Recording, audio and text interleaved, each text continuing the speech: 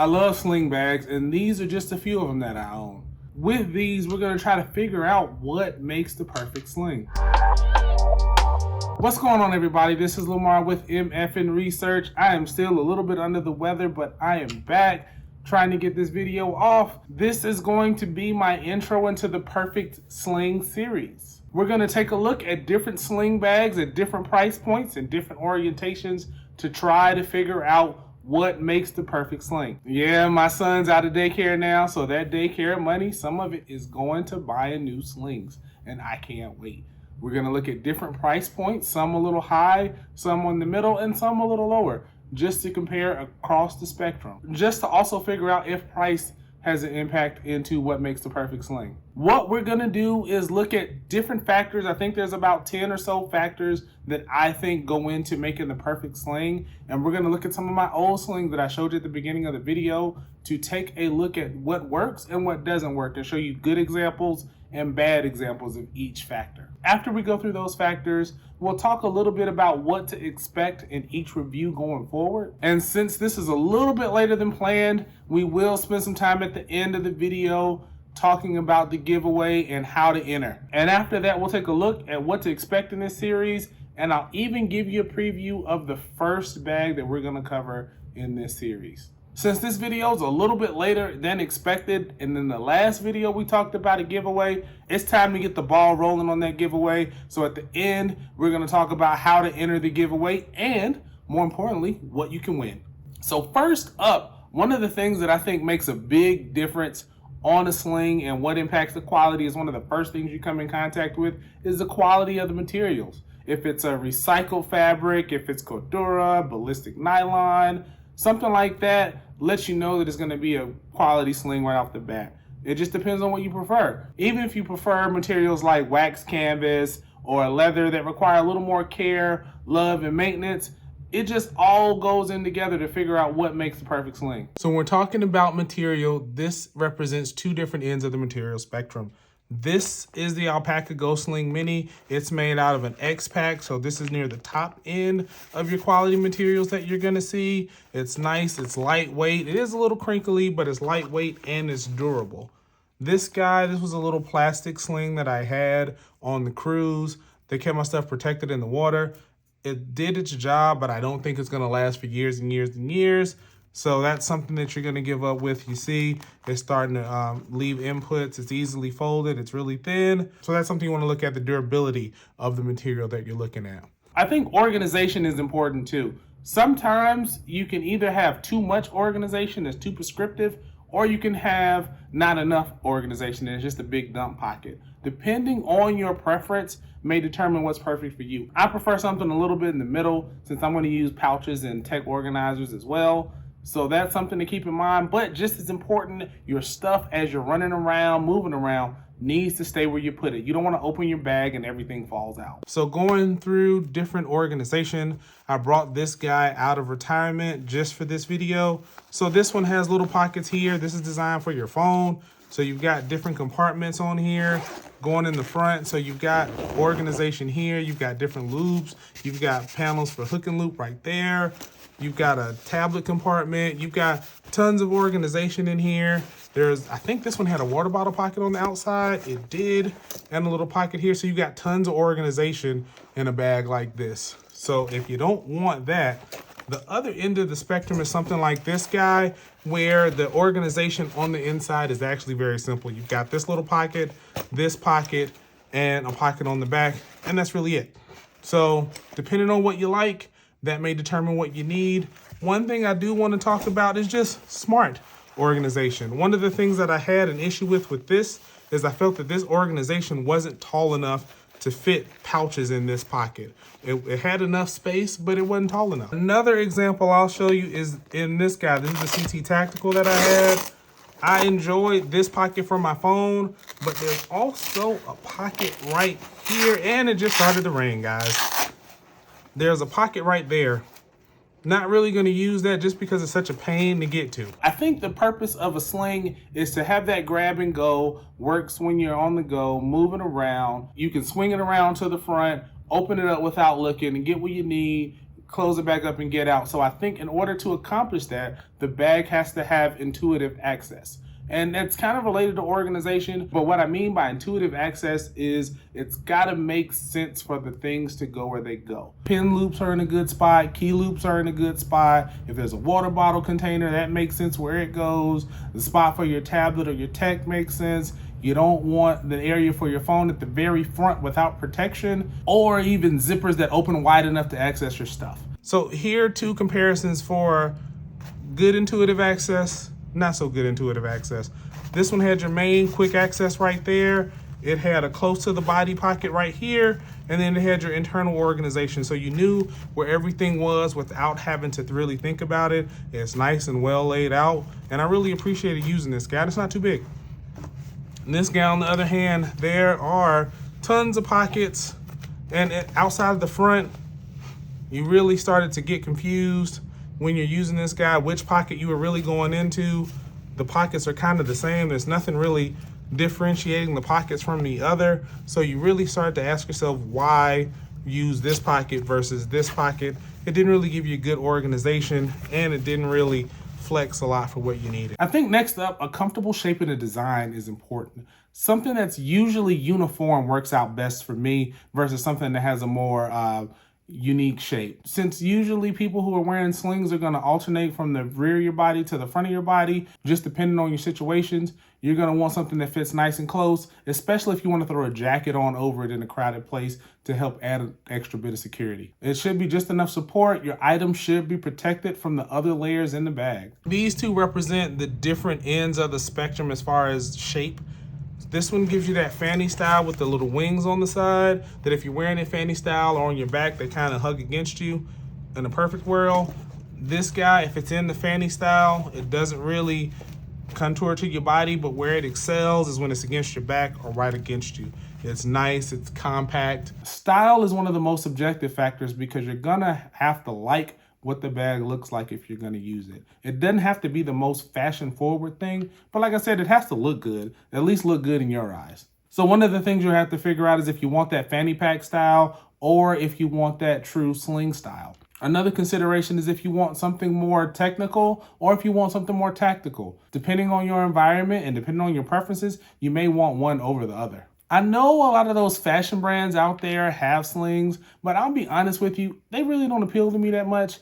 And what I find is a lot of times what you get for the money just really isn't worth it. And like I've always said, I like to find the best value per dollar, and with those, I don't really see it there. Comparing style, I think a good example would be to look at this Air City Sling that I've had for a few years to this, I don't know what they're called, just a little no-name. You've seen them all over Amazon, eBay, just a little tactical sling. This is the more tactical approach. It's got your molly, it's got your paracord or your bungee cord, things like that. It gives you that more tactical look versus this is more subdued. Depending on your environment, you may want to go something like this versus like this. But if you want all the molly and all that stuff and all the attachment points and all these capabilities, you may want to do something like this. Hey, I hope you're liking the video so far. Don't forget to like, comment with any gear reviews you'd like to see in the future, and subscribe to MF for Research. Any support helps grow my little small corner of the EDC community. Now back to the video. So versatility, it has to be something that's good for more than one use.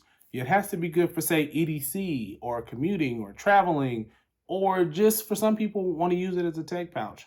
You want to have those functions there for you when you're using the sling. And also you want to think about how you wear it. For me, the fanny style isn't that big of a deal because I'm not wearing bags fanny style, but it has to be as comfortable on the front of my body as the back of my body. This guy, you can carry it as a sling bag, carry it as a fanny pack, carry it on your back, carry it inside of another bag. This guy is only going to be really used well in one orientation, so it doesn't have all that versatility. So if you're really only going to use a sling one way, then you maybe go something like this. But if you like that versatility, then look at something like this. You got to have quality hardware, something like a Duraflex buckle, something like Fidlock, and not any kind of Fidlock. And we'll talk about that a little bit more later. You got to have YKK zippers, or if they're not YKK, a zipper that is proprietary that they give you the information for on the brand. I think something like Peak Design, their zippers are something that they have proprietary, and I think that they are actually reviewed fairly well. And be careful for those bags that don't mention where their zippers come from. As far as hardware goes, you have things like this. This is probably one of my favorite style of buckles, just the claw fitlock buckle. It's nice and secure, nice and sturdy. Some people say that it's a little bulky, but it's not bulky to me. You've got nice G-hooks right here. Another thing that people give you trouble with, but you just press. It opens up, you slide it out. So I think these, Duraflex buckles, like I said, you really want to look out for things like zippers like these where nobody knows where they're gonna come from. They're not marked or anything, they're not mentioned. They're just some budget zippers. I've had this thing for years. I don't use it a lot, but I haven't really had problems. But I feel more comfortable with a zipper like this than a zipper like this. Another thing that I learned with this sling years ago is the type of hardware matters. So while this is quality hardware individually, looking at them together posed a problem. This is the plastic claw with the metal buckle. And what happened over time is this metal would work on this plastic. It didn't leave this as secure as it used to be. So there'd be times you wear this bag and it'd fall right off. I know you could go warranty with this and get it fixed right away, but that's just something I'd point out too when looking at the quality of material. Look at the types of material and how well they play together. I think size depends on the person and the application, but for this, I'm gonna say somewhere between 2.5 to 7 liters is the sweet spot for me. If you remember my EDC system, that's gonna be kind of my small sling to my large sling area. So somewhere in there, the perfect sling resides to me. Too small is a pocket reliever. They're nice, but not versatile enough for me. Larger ones, you start to get in that backpack realm, so that's something you have to consider as well. So looking at these three, and I'll sneak one more in a minute, these represent the sizes. So you got this one to represent the small. It's about 2.2 liters. This one, the air pack is about 5, I think it's 3.5. I'll put the exact literage on the screen, and you can almost tell just the level of size difference between this guy, the Tom Talk, than these other two. I think this one is 12 liters. Again, I'll put the literage of all three on the screen so you know what they are. If you just kind of look, you could almost fit both of these slings inside this one. And while I have that stacked, I think this guy in the middle was around 7 liters. So what you want to fit in it, what kind of tech you want to fit in it also helps make the difference when you're going from sling to sling. So that makes a difference as well. And if you notice just the sheer size in some of them, think about what you're going to be doing, and that'll help you figure out what size you need. I think availability is important because I hate the drop culture sometimes that you'll see, those limited releases that you have to log on at a certain time, give a little bit of blood, sign your name on the dotted line, and maybe you'll get in line to get one of those bags. I think those are cool every now and then, but you're starting to see more and more of those, and I'm just not a fan of those, so I'm probably not going to include any of those. Now, if there's one that comes as a limited release drop and eventually comes into standard production, I may make an exception for that, but if it's just a drop, not gonna cover that. Sorry, Belroy Chimera. I think the shape, we talked a little bit about that, but for me, one of the things I like to do is kind of nest my bags inside of each other. So if I start with a small pouch, I'm gonna wanna take that pouch, put it in my sling, and from there, I wanna take the sling and put it in a backpack when I need it, like my travel backpack or my EDC backpack. So I know what I have in my bag. You also find sometimes because of the shape, there's a little bit of wasted space. So I want an economical use of space in the sling as well. This sling right here made me realize that shape is an important factor on the sling. Because it's so uniform and this is nice, tight little rectangle, you can fit this pretty much anywhere. You can stuff it in a bag. It fits nice and compact. Fit it under the seat. A couple times I just hung it off the back of the seat in the airplane. All right, I saved probably what is the most important, the one that I've had the most trouble with on some of the slings that I've reviewed in the past, and that's got to be the strap. For me to have a perfect sling, you have to nail the strap. And to nail the strap, I think it needs to do a few things. First and foremost, it has to be comfortable. That comfort has to be proportional to the size. On the larger end, I think you're gonna need padding. On the smaller end, padding isn't as important, but the strap itself can't be abrasive to the skin if it touches your skin. Adjustments should be easy to make, quick and on the fly. You shouldn't have to take the sling off, make the adjustments, see if it fits, and then try again. You should be able to make your adjustments on and off on the go. If you need more slack, loosen it up real quick on the go. If you need to tighten it up, make it tight on the go. So that, I think, is important. And I also think that the strap should be completely removable, either for storage or when you're putting it in another bag, or just for convenience sake. Especially for travel, I find that I prefer it best to completely get rid of that strap so I can put the sling either under my seat or in the overhead on a flight, and that way it's taken care of. I don't have to worry about anybody tripping over it by accident. I don't have to worry about tripping over it myself by accident. So that's where I think a perfect strap lies. First, I like to see is how well, like this one, you can go left to right on these guys and adjust it. Connection points are also important. Padding is also an important consideration. And on this one, it detaches completely, so that's something to keep in mind. But this strap isn't as, say, comfortable as something like this strap right here. That's a smoother material, wider strap, so it distributes the weight a little better. So I would rather have a strap this size on this bag, and it will make it feel a lot more comfortable. So look at how much strap you get comparing the two, and this one's just a softer material altogether. The other thing that bothered me about this bag was just you couldn't adjust the strap quickly on the go. And this pad, while it's nice and comfortable, it got in the way if you didn't adjust it just right. And you can't adjust this one too much. This is pretty much how you're gonna get it pretty much the entire time. So now real quick, we'll talk about a few nice to haves. What we'll do is these won't be scored, but if you ever have a tie, these will be some of the tiebreakers. If it has back padding or mesh, if it has a grab handle, water bottle pocket consideration would be nice. Loop paneling on the front or the back to add your patches, your REs, or additional functionality if you want it. And minimal branding. Don't want to necessarily be a walking billboard for the item, just enough branding to know where it comes from, but not be a commercial. Right now I have about 30 different slings across different price points and different manufacturers up for consideration. I think I have the first 3 already purchased, with 1 or 2 on the way. But I like to make this as interactive as possible. I want to hear from you guys out there. What slings are on your radar? What sling bags are you considering? I'd like to hear that in the comments. What I'll do when it's time to start looking at other slings, I'll put a community post out and we'll say 3 to 5 choices, and whatever wins will become the next up for consideration and review. So I'm gonna have a lot of slings by the time this is all said and done. I don't wanna have a whole bunch of them. I think I'm gonna only try to keep 3 to 5 slings. I'm gonna keep the top 3 for sure, and then maybe every now and then I'll have one that I save and kind of remove out of the judging. Either it's got a quirky design or is a sentimental value or something happens to it where I can't get rid of it. Those will be saved for me, but everything else, I'm gonna figure out a way to offer to you guys. What I plan on doing is giving the King of the Hill approach. I'm gonna have the top 3, and then every sling that comes after that, we'll see if it dethrones one of those 3.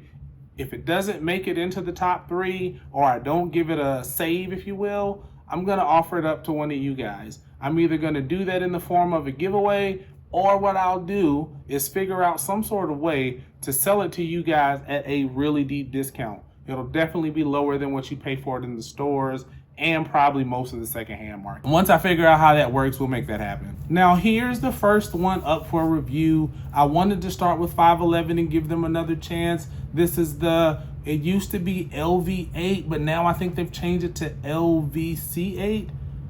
I don't see much difference. I only see differences in the interior color and maybe another color option, but from all the features, they look to be about the same. Plus, I had a coupon and a gift card, so that helped get it. Let's talk about this giveaway, and I want to make sure I don't miss anything. I want to make sure I give you the details. First of all, the link is going to be in the description of this video. I know I said I was going to make it kind of a hidden thing, but because I'm a little late, I think I'm just going to go ahead and run it like a normal giveaway. It's going to go live at midnight, November 6th. Pacific time, and then it's going to end at 11:59 Pacific time, December 4th.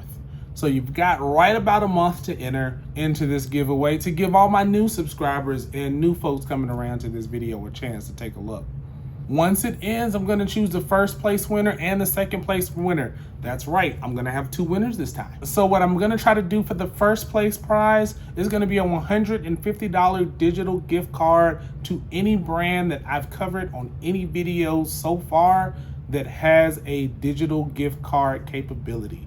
The reason for that is because I also want to take care of my international viewers as well. And then the second place, because the hub pouch is one of the videos that started it all, and alpaca is very special to me, their pouches in particular, is I'm gonna do a $50 digital alpaca gift card for the second place.